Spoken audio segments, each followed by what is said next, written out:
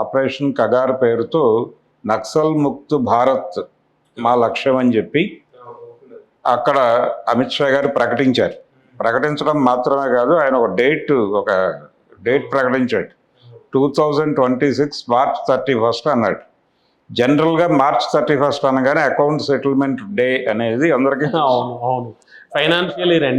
Financial year ending దస్త్రాల సమర్పణ జరుగుతుంది మామూలుగా.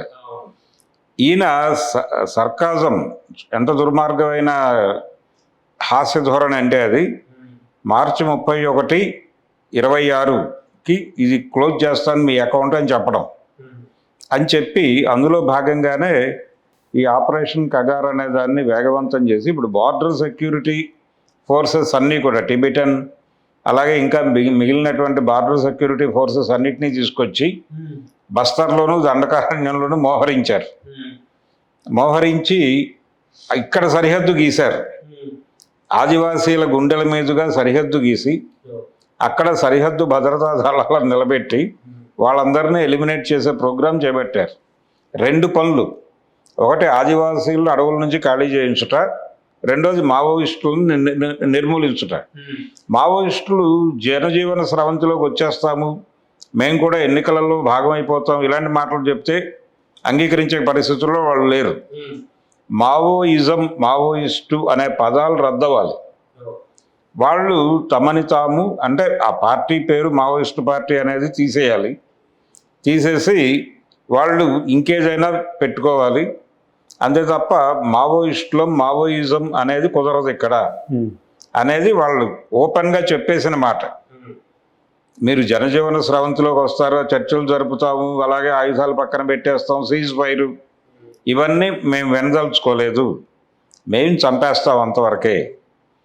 మేము చంపకుండా ఉండాలంటే మీరు పూర్తి స్థాయిలో సరెండర్ అయిపోండి, మీ పార్టీని రద్దు చేసుకోండి, మీ ఉనికిని మీరే రద్దు చేసుకోండి, రద్దు చేసుకుని సాధారణ పౌరుల్లాగా బతకండి.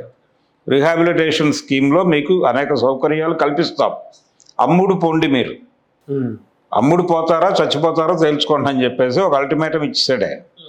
ఇందులో భాగంగానే మొన్న జరిగినటువంటి ఎన్కౌంటర్ అనే పేరుతో జరిపిన బూటకపు కాల్పుల్లో ట్రీట్మెంట్లో ఉన్నటువంటి బసవరాజుని, ఆయన నంబళ్ళ కేశవరావుని తీసుకొచ్చి కాల్చి చంపేశారు, అరెస్ట్ చేసి చంపారు ఆయన.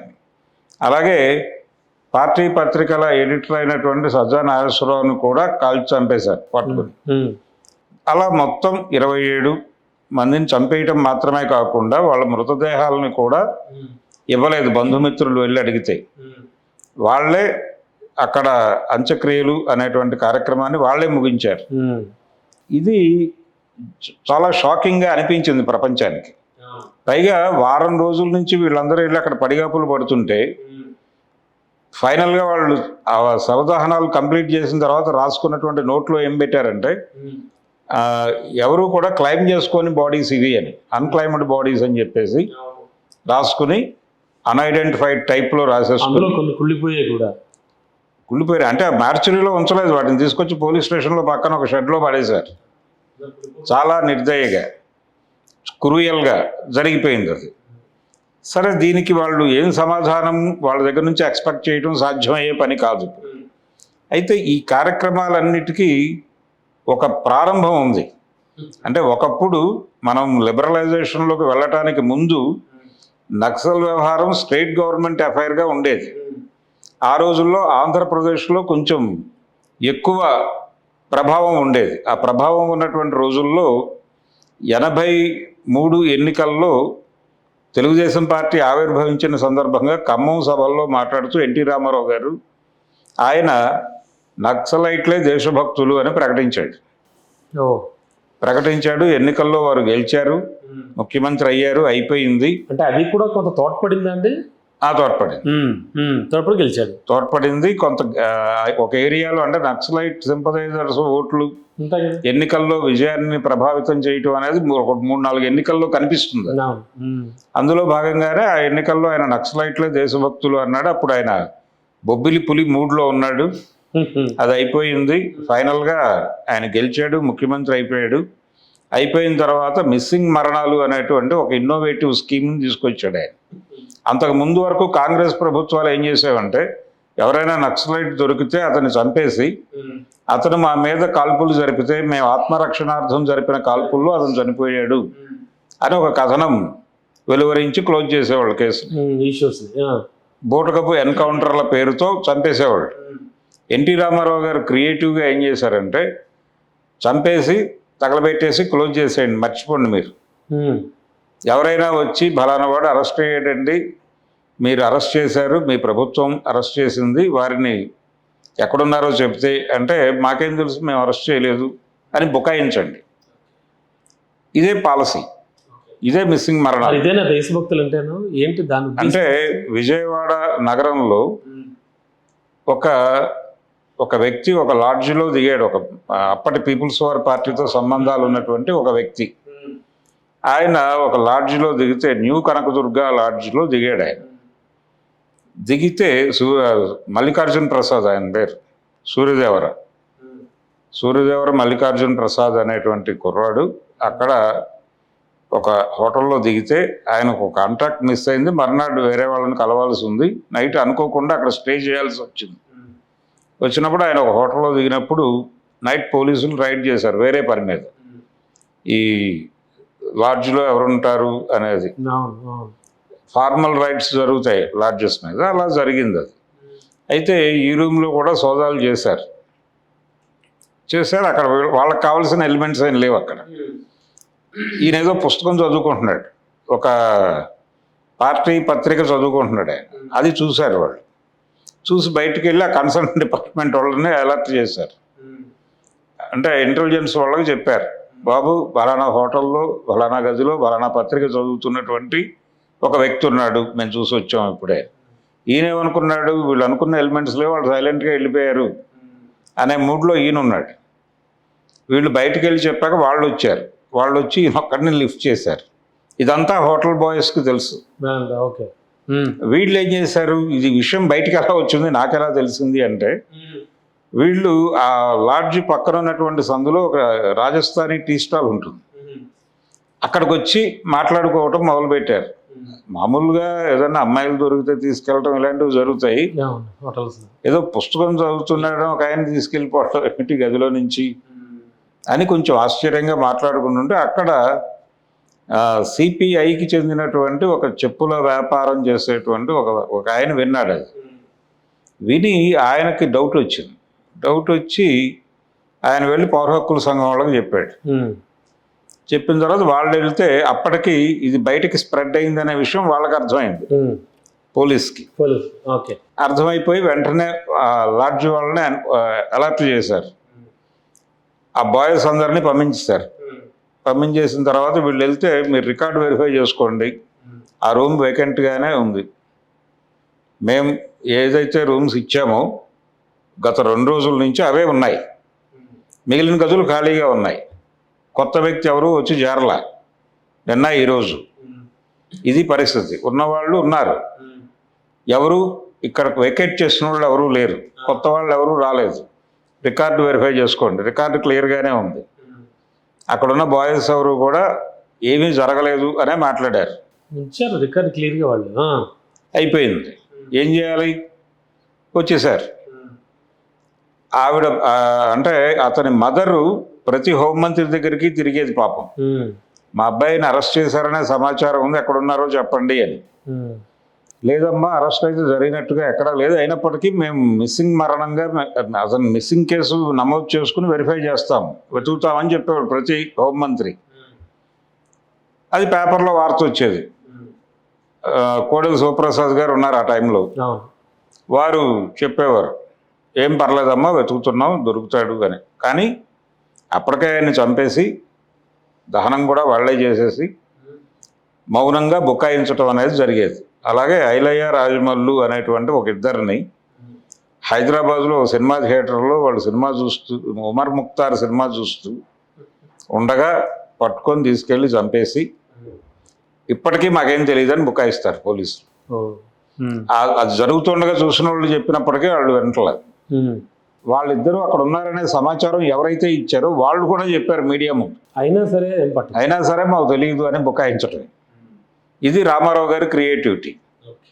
ఆ తర్వాత చంద్రబాబు నాయుడు గారు వారి అల్లుడు గారు అధికారంలోకి వచ్చిన తర్వాత వారు ఇంకొక అడుగు ముందుకు వేసి, అంటే మనం వాళ్ళు దొరికినప్పుడు చంపేసి బుకాయించడం కాదు, దొరికే మార్గాలు కూడా మనమే ఏర్పాటు చేసుకోవాలి అని ఒక అడుగు ముందుకేసి డబ్బులు వెదజల్లటం మొదలుపెట్టాడు ఆయన. అప్పటికి లిబరలైజేషన్ వచ్చేసింది, మార్కెట్ ఎకానమీలోకి దేశం ప్రవేశించిన తర్వాత మార్కెట్ ఎకానమీ ప్రోగ్రాంలో భాగంగానే ఇక్కడ ఉద్యమకారుల నిర్మూలన అనేది కూడా ఒక ప్రత్యేక అంశంగా మారిన తర్వాత ప్రభుత్వాలు మరింత బాధ్యతాయుతంగా ఈ కార్యక్రమంలోకి దిగి అకౌంట్ చెప్పాల్సిన అవసరం లేని డబ్బుల్ని ప్రతి జిల్లాకి పంపించడం మొదలుపెట్టారు.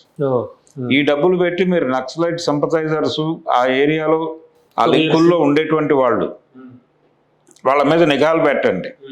వాళ్ళకి ఏవో రకరకాల వ్యసనాలు ఉంటాయి, మనిషి అన్నాక వాడు అడపాదడప వ్యసనాలు తీర్చుకోవడానికి డబ్బులు లేక తహతలాడుతున్న టైంలో మీరు అలా స్ప్రెడ్ చేయండి, జల్లండి. అక్కడ దొరుకుతాడు ఎవడో ఒకడు దొరికితే వాడిని పట్టుకోండి, వాడి నుంచి మిగిలిన విషయాలు తెలుసుకోండి. కొంతమంది భయపడతారు, భయపడిన వాళ్ళని భయంతో లొంగ తీసుకుని వాడి అవసరాలు తీర్చండి. తద్వారా వాడు మీకు వివరాలు చెప్తాడు.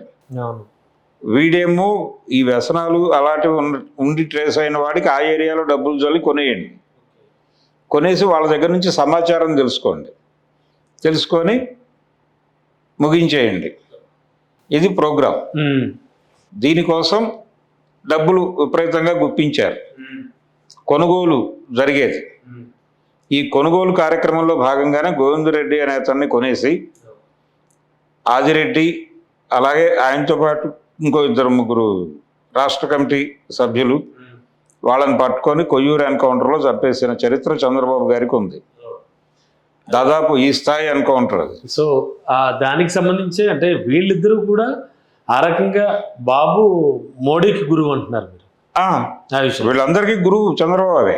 అంతే. ఇప్పుడు నక్సల్ ముక్త్ భారత్ సాధిస్తాం అని అమిత్ షా గారు చెప్పి ఆయన అనుసరిస్తున్నటువంటి మార్గాలన్నీ కూడా ఒకప్పుడు చంద్రబాబు గారు చేసినవే కాబట్టి ఈయనే రోల్ మోడల్ వాళ్ళకి. అందుకని తెలుగుదేశం పార్టీ ఇప్పుడు లక్కీగా ఎన్డీఏలో భాగస్వామ్యంగా ఉండటంతో చంద్రబాబు గారి ఎంటర్ కానీ వాళ్ళ డెడ్ బాడీస్ని, కేశవరావు గారి బాడీని శ్రీకాకుళానికి అలౌ చేయలేదు ఆయన, వద్దని చెప్పాడు. అది క్లియర్గా అక్కడ చెప్పాడు. అక్కడ ఎస్పీ ఆయన ఏం చెప్పాడంటే, ఈ బాడీస్ని తీసుకెళ్తారు, మీరు అక్కడ ఊరేగింపులు చేస్తారు, ఆ ఊరేగింపుల తర్వాత అక్కడ స్తూపాలు కట్టి వీళ్ళ అభిప్రాయాలన్నీ మాట్లాడుతూ ఉంటారు రోజువారీ. అక్కడ ఈ భావజాలం ప్రచారం అయిపోతుంది. మేము అసలు ఈ భావజాలాన్ని చంపేయాలని కదా వీళ్ళని చంపేసింది, అది నెరవేరకపోతే ఎలాగా అని మీకు బాడీస్ ఇవ్వము అని చెప్పారు. అక్కడ చెప్పేసి వాళ్ళ బంధువులు బయట ఉండగానే వీళ్ళు అబద్ధం రాసుకుని రికార్డులో అన్ఐడెంటిఫైడ్, అన్క్లైమ్డ్ అని రాసేసుకుని తీసుకెళ్లి తగలబెట్టేశారు. అంటే కోర్టు డైరెక్షన్లు ఉన్నప్పటికీ ఏపీ హైకోర్టు నుంచి ఒక డైరెక్షన్ ఉంది, అలాగే ఛత్తీస్గఢ్ నుంచి ఇది చూపించి అక్కడ తీసుకున్నటువంటి కాగితం ఉంది. ఈ రెండింటినీ పక్కన పారేసి వాళ్ళు వన్ సైడెడ్గా దహనం కార్యక్రమాలు నిర్వహించేశారు. ఇవన్నీ చూస్తే ఆపరేషన్ కగార్ లాంటి పుట్టుకొచ్చాయంటారా? ఏది అలనాటి చంద్రబాబు నాయుడు స్ఫూర్తి ఆపరేషన్ కగార్కి. అంతే ఆపరేషన్ కగార్కి కూడా చంద్రబాబే స్ఫూర్తి. అంటే ప్రతిదీ కూడా నేనే కనిపెట్టాను, ప్రతిదీ కూడా చేశానంటూ ఉంటారు కదా. ఆయనే టెక్నాలజీలో ఆవిష్కరణలు ఇది కూడా వారే ఆవిష్కరణ. ఆపరేషన్ కగార్ అయితే చంద్రబాబు చూపించిన మార్గం. అంటే మొన్న ఈ ఎన్కౌంటర్ ఎలా జరిగింది అంటే, ఈ కేశవరావు గారు ఎలా దొరికాడు అని మావోయిస్టు పార్టీ ఒక లెటర్ రిలీజ్ చేసింది. ఆ లెటర్లో చాలా క్లియర్గా రాసింది ఏంటంటే, కొంతమంది సరెండర్ అయ్యారు, ఆ సరెండర్ అయిన వాళ్ళ ద్వారా దొరికినటువంటి సమాచారం ఆధారంగా మరికొంతమందిని వశపరుచుకుని ఈయన ట్రాక్ చేశారు. ఆయన ట్రీట్మెంట్లో ఉన్నాడు, అప్పుడు ఆయన్ని కొంచెం బాగాలేదు, మీరు వెళ్ళిపోండి సేఫ్ జోన్లోకి అని చెప్పినా కానీ ఆయన వినలేదు. పర్లేదు నేను ఇక్కడే ఉండి గైడ్ చేస్తాను అని ఉండిపోయాడు ఆయన. దాంతో వీళ్ళు ట్రాక్ చేసింది ఆయన ఉండిపోవటం వలన దొరికాడు ఆయన, తీసుకెళ్ళి చంపేశారు అని చెప్పి వాళ్ళు లెటర్ రిలీజ్ చేశారు. సో ఈ ట్రాక్ చేయటము, సరెండర్ అయిన వాళ్ళని లొంగ తీసుకోవటము, వాళ్ళ ద్వారా కొంతమందిని పట్టుకొని వాళ్ళని ఏదో పద్ధతిలో వశపరుచుకోవటం, ఇదంతా చంద్రబాబు నాయుడు గారు కొయ్యూరు ఎన్కౌంటర్ అప్పుడు చేసింది. అదే ఇప్పుడు ఫాలో అవుతుంది. అదే ఇప్పుడు ఫాలో అవుతున్నారు. ఆయనే గురువు వీళ్ళకి. అదే సార్, ఈ కగారు ఏమైనా ఆగే ఛాన్స్ ఉందా? ఆపరేషన్ ఆగదండి, ఆగదు, ఇలా వేస్తూనే వెళ్తూ ఉంటారు. ఆఖరి మావోయిస్టుని చంపే వరకు ఇది అంతిమ యుద్ధం. కగార్ అనగా అంతిమ యుద్ధము. ఈ అంతిమ యుద్ధం ఆఖరి మావోయిస్టు మరణంతో మాత్రమే ఆగుతుంది అని చెప్పాడు ఆయన ఆల్రెడీ. ఇప్పటి వరకు ఏ ప్రభుత్వం కూడా ఇంత ఓపెన్గా చెప్పలేదు. మొహమాట పడేవాళ్ళు. నక్సలైట్లని చంపేసినప్పటికీ కూడా బయటికి చెప్పేటప్పుడు వాళ్ళు మా మీద కాల్పులు జరిపితే ఆత్మరక్షణ కోసం మేము కాల్పులు జరిపామని చెప్పారు. స్టాక్ డైలాగ్ అది ఖచ్చితంగా, అంతవరకే. అంతే. ఇప్పుడు అటువంటి మొహమాటాలు లేకుండా ఓపెన్గా చంపేస్తామని చెప్పి చంపేస్తున్నారు. చంపేసి డెడ్ బాడీస్ని ఇవ్వట్లేదు. ఇది ఇంకా ఎన్నాళ్ళు కొనసాగే ఛాన్స్ ఉందంటారు? ఈ డెడ్ బాడీస్ని ఇవ్వకపోవడం అనే కల్చర్ కాశ్మీర్లో ఉంది. కాశ్మీర్లో మాత్రమే కాదు, ఇక్కడ కూడా ఉండేది గతంలో ఉమ్మడి రాష్ట్రంగా ఉన్న రోజుల్లో జరిగినటువంటి ఎన్కౌంటర్స్లో కూడా ఎవరి బాడీ ఇచ్చేవాళ్ళు కాదు. గతంలో కూడా ఒక కేంద్ర కమిటీ కార్యదర్శి ఇలాగే అరెస్ట్ అయి చనిపోయాడు, పోలీసుల చేతుల్లో హత్యకు గురయ్యాడు. చారు మజుందార్ 72లో. ఆయన్ని చంపేసిన తర్వాత ఆయన అరెస్ట్ చేశారు, పోలీస్ స్టేషన్లో చనిపోయాడు ఆయన. పోలీస్ స్టేషన్లో ఆయన చనిపోతే కలకత్తాలో కర్ఫ్యూ ప్రకటించి ఆ కర్ఫ్యూ నేపథ్యంలో తీసుకెళ్లి ఆయన్ని దహనం చేశారు.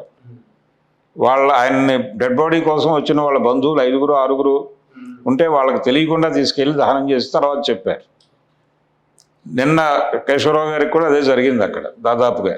సో అంటే కగారు అయితే మాత్రం ఇప్పట్లో ఆగే ప్రసక్తి డెఫినెట్గా ఆగదండి. ఇది వాళ్ళ ప్రోగ్రాంలో భాగం.